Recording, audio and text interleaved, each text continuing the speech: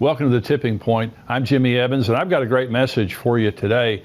Before I bring the message, let me just tell you, I've got some places that I'm going to be speaking. Let me just say real quickly, XO Conference. We have an XO Marriage Conference coming up February 11th and 12th, coming up real quick at Fellowship Church in Grapevine, Texas. My dear friend, Pastor Ed Young, his wife Lisa, wonderful people, wonderful pastors at the great church there, Fellowship Church. We're going to be there all day Friday on February 11th, 9:30 to 4.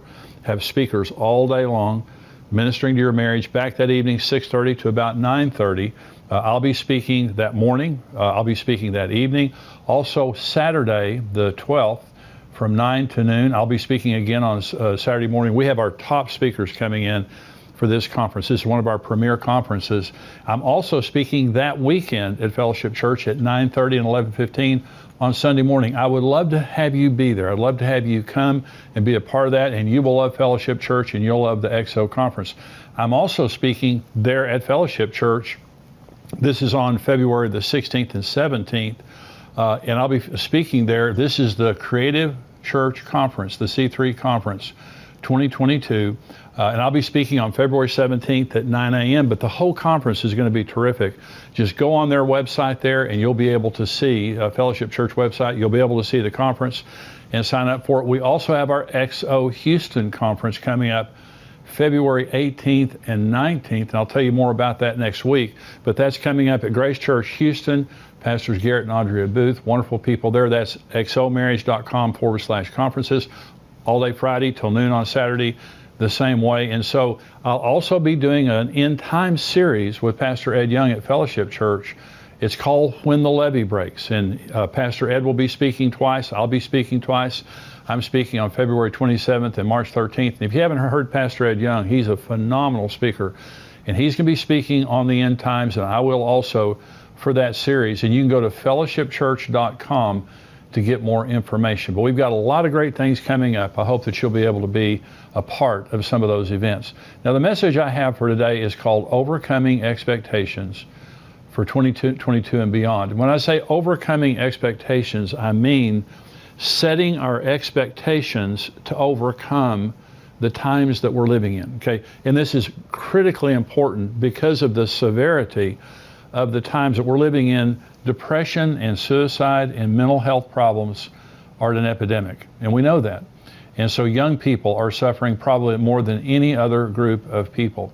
And one of the reasons for this is because this is the most prophesied about period of time in human history. You know, about a third of the Bible's prophecy. Most of it relates to the times that we live in because it is going to be the worst period of time in human history. Mark 13, Jesus said, "In those days there will be tribulation, such as not been since the beginning of creation, which God created until this time, nor shall ever be, nor ever shall be. And unless the Lord had shortened those days, no flesh would be saved.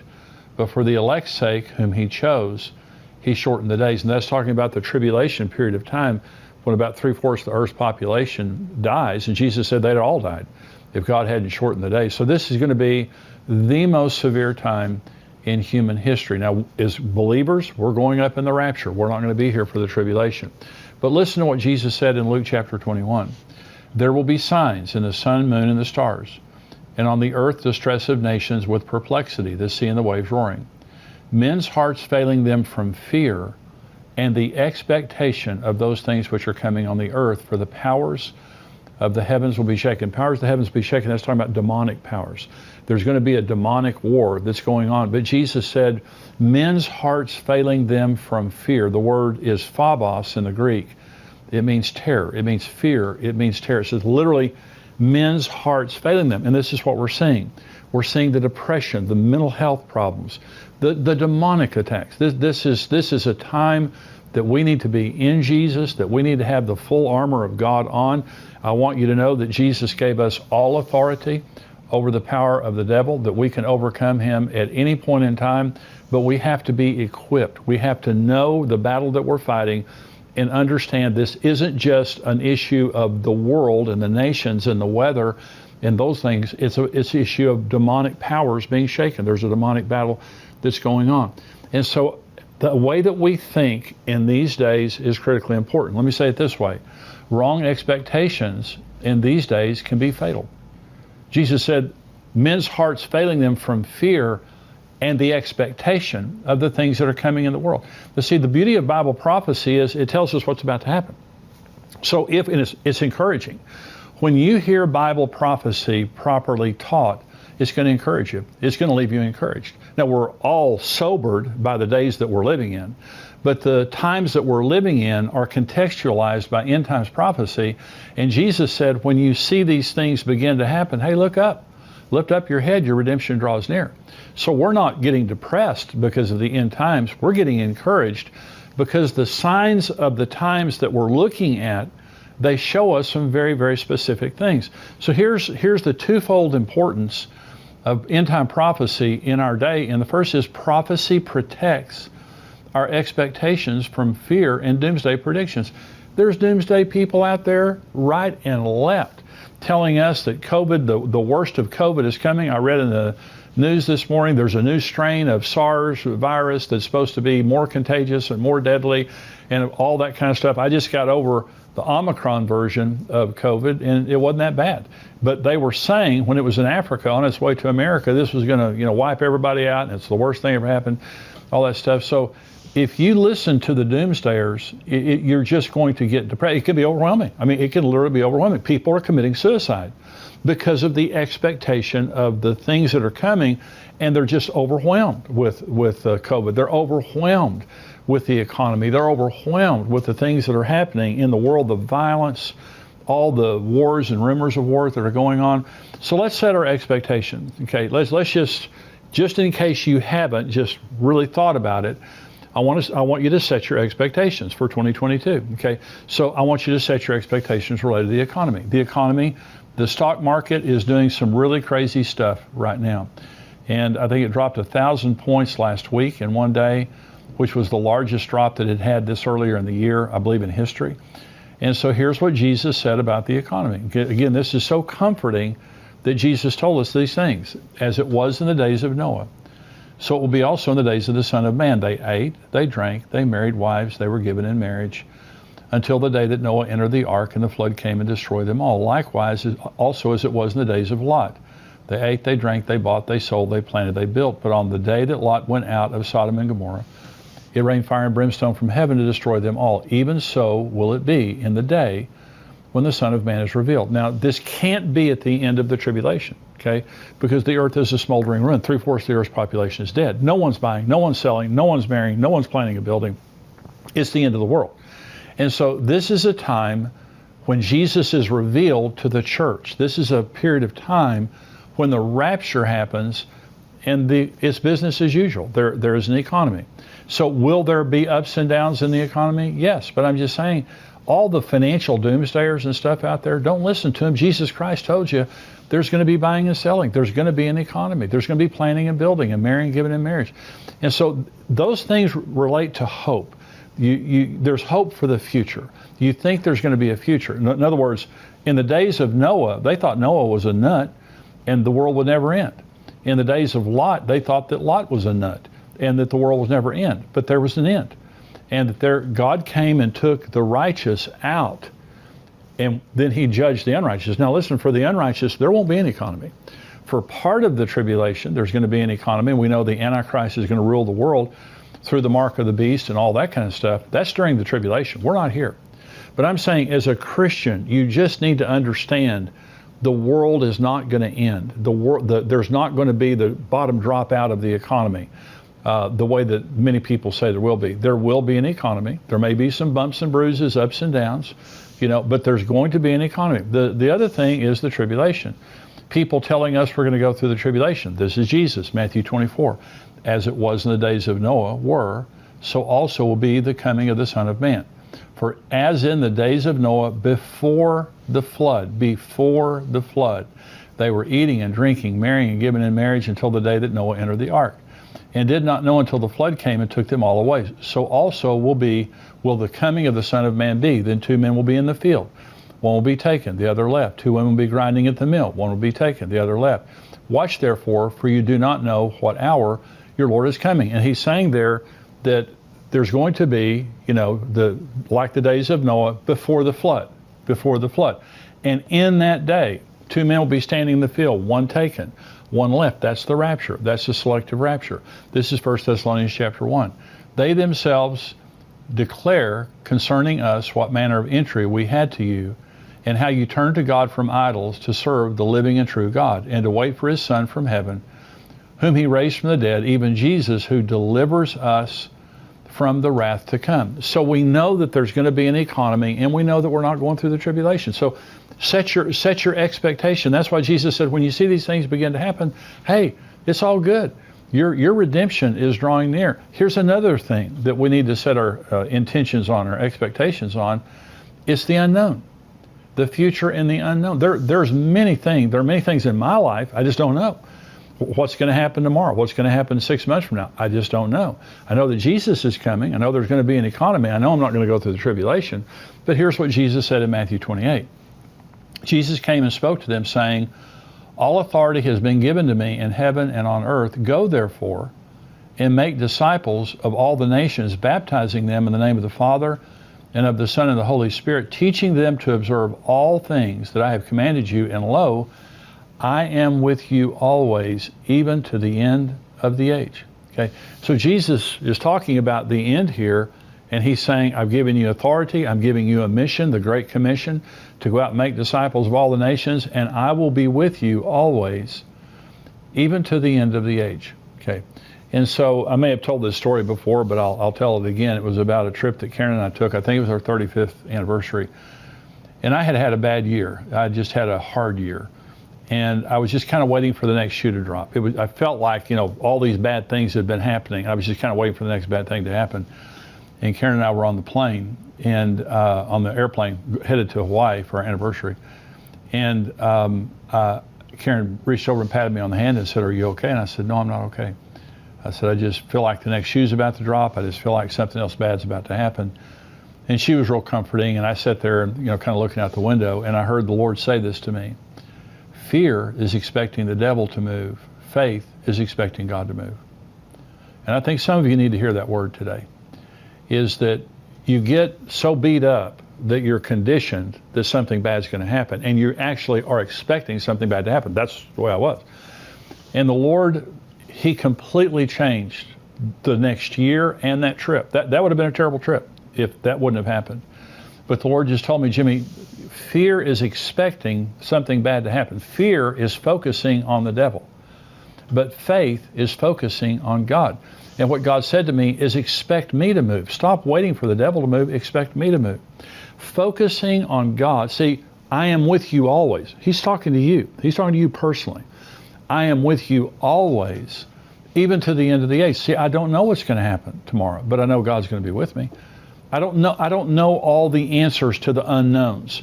And the devil will come and try to stir up something and say something bad's going to happen, and this person's going to do this to you, and you're going to lose your money, and you're going to lose your job, and this and this and this. That's just the devil.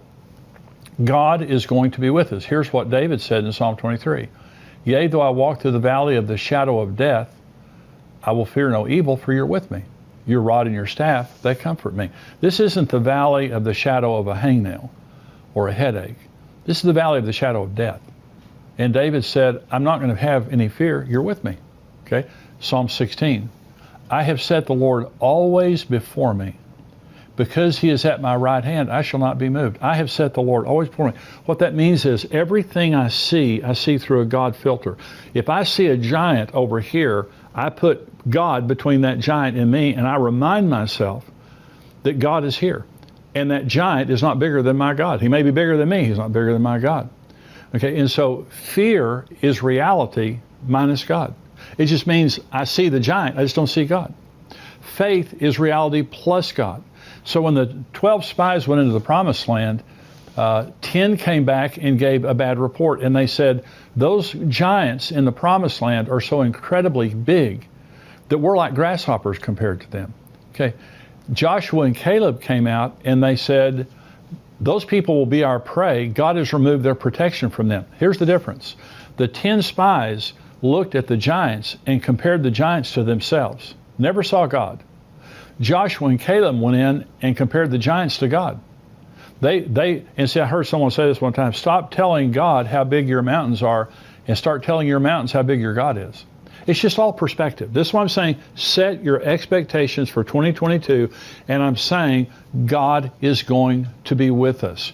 There's going to be an economy. We're not going through the tribulation. Regardless of what anybody says to you, good things are going to happen to us. We are not like everyone else. We have a God, and He is a faithful Father. He is a faithful Lord. He promised us, I will be with you always, even to the end of the age.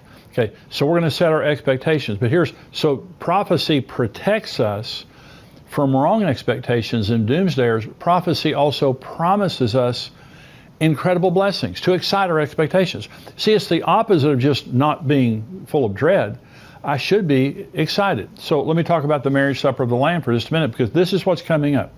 When the rapture happens, I believe that we're living in the days just prior to the return of Jesus. I'm talking about the rapture of the church. To me, is the most incredibly exciting thing in the entire world. I answered a question a few weeks ago about young people who don't want Jesus to come. My twin granddaughters and my 14-year-old granddaughter, at Christmas we had a conversation, and they all love Jesus. They believe in end times.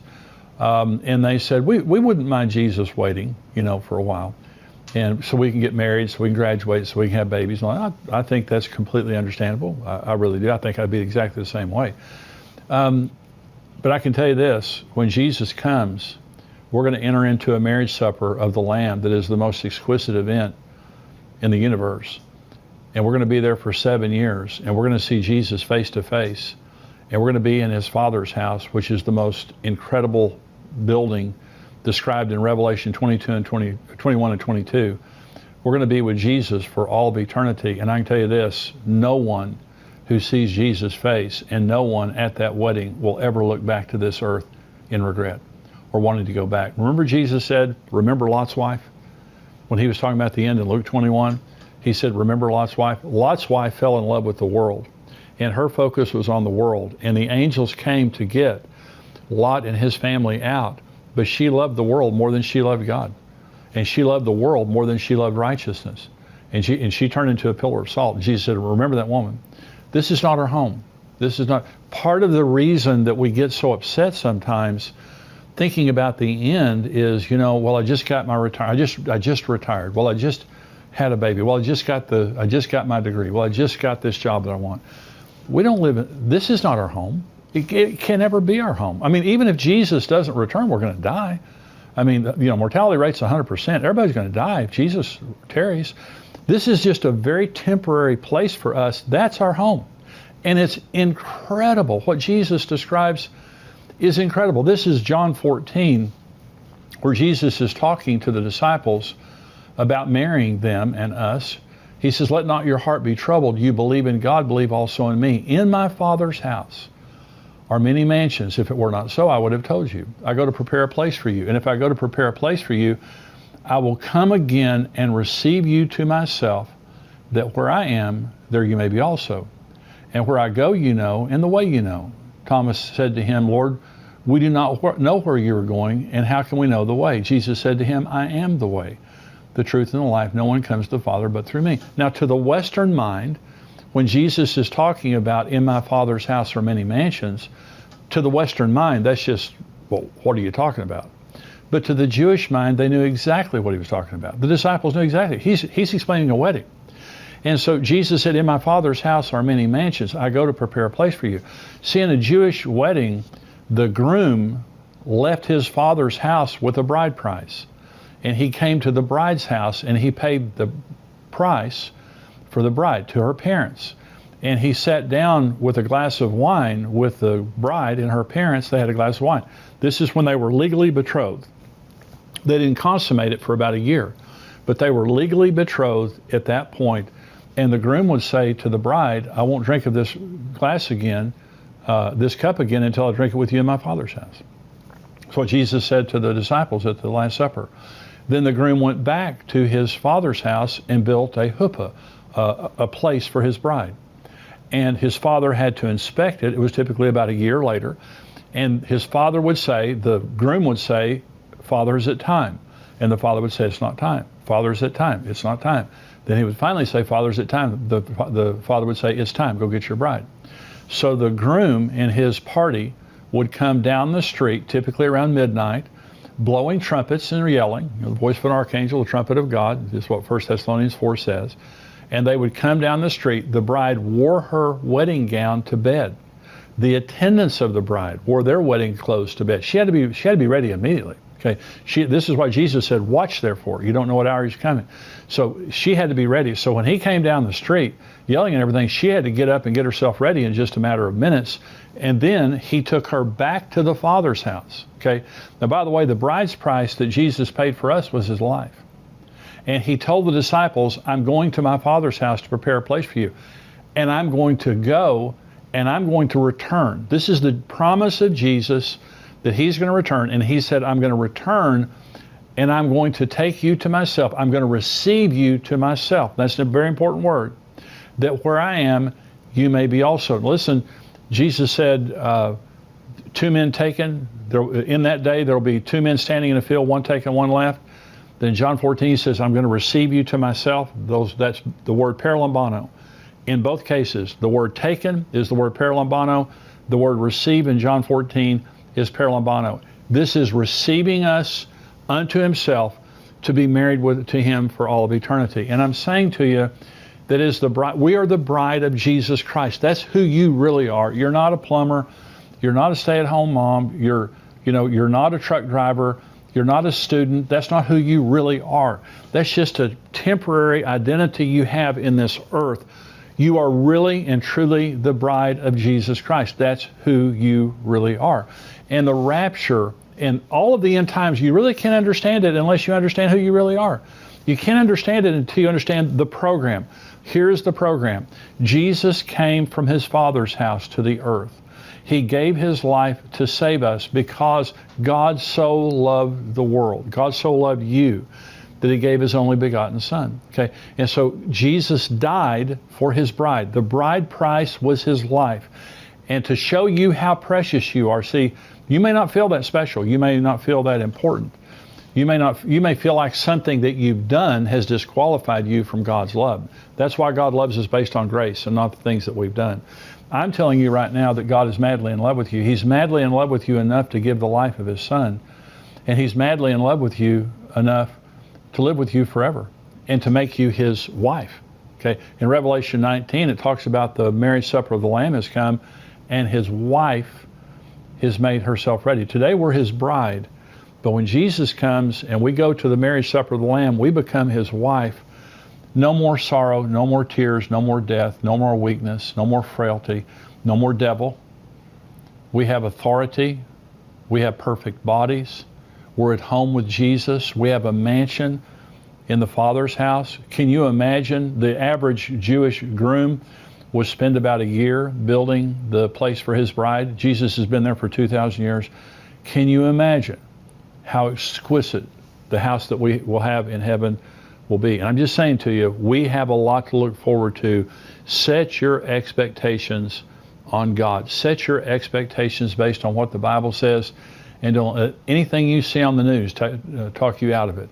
And so we're going to go now into the subscriber portion of the program, and I'm talking about some things in the news related to Israel in the United States that are very troubling. We are now backing out of an agreement we made with Israel to help them build a pipeline to supply Europe with natural gas. I'm going to be talking about that.